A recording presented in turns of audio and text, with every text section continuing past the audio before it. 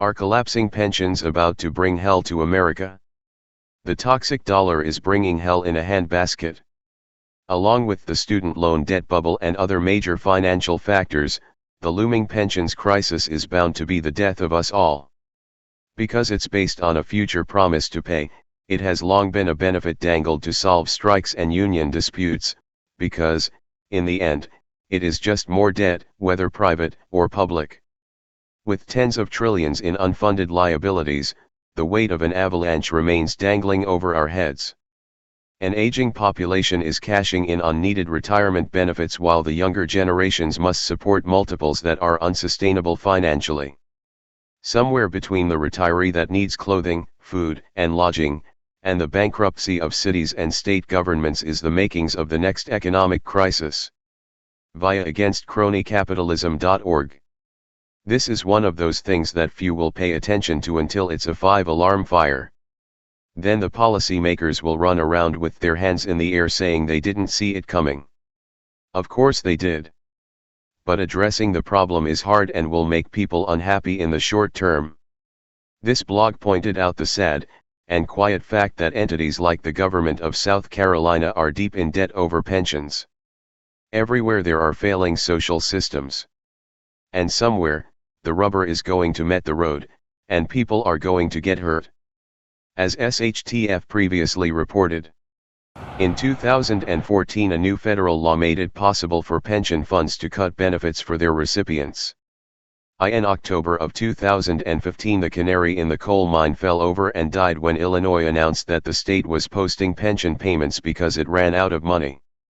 Fast forward a few more months and things have been taken to the next level. The Central State Pension Fund in Kansas became the first such fund to take advantage of the 2014 law, as 400,000 Americans who depend on their monthly pension income to pay for such things as their mortgage, groceries, and medical expenses saw an average of $1,400 per month sliced of their monthly benefits. Unfortunately, there may be no avoiding some very painful lapses in checks in the difficult years ahead. As MarketWatch reports. But take a look: South Carolina's government pension plan, which covers roughly 550,000 people, 1 out of 9 state residents, but is a staggering $24.1 billion in the red.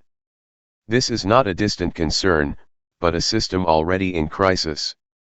Younger workers are being asked to do much more to support the pensions of retirees.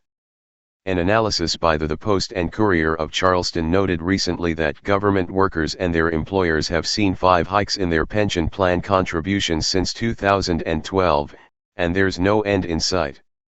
Most now contribute 8.66% of their pay, versus 6.5% before the changes.